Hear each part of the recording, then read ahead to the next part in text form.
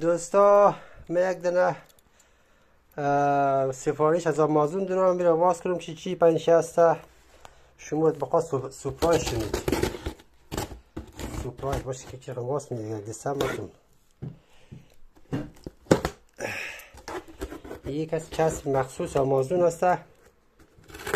ای شیر خمش شدید باز کنم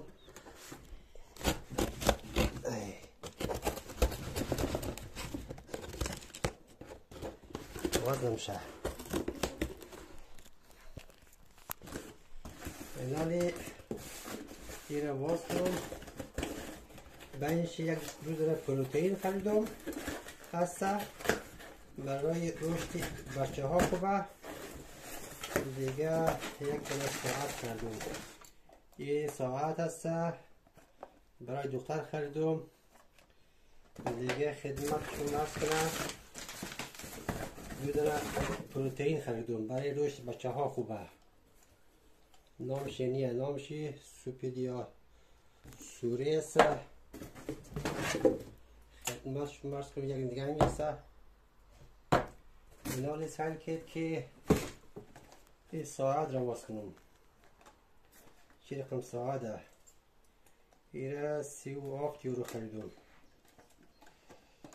امیدوارم که خوب باشه سیم کارتم مقره جی پی اس هم داره دیگه یک دونه انرژی داره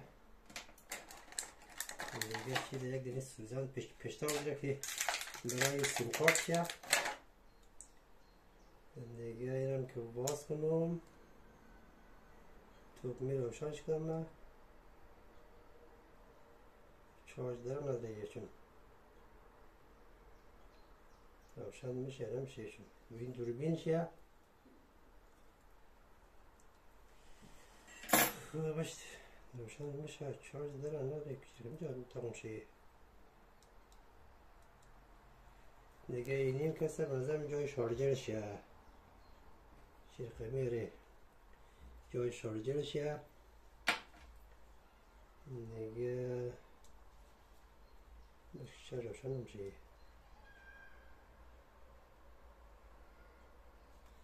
بوده شارژ بذاریم میره احتمال داره شارژ تمام شده باشد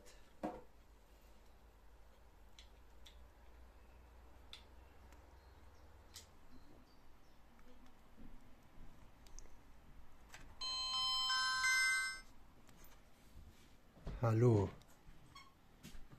هلو هلو ببین کیفیت چه رقمه ساعت چی خب بذار سیم کارت بندازم ساعت خوب نیست و جی پی اس ندارد این را برگشت میزنم این ساعت را من برگشت زدم برای باید برم این را در پست تحویل بدم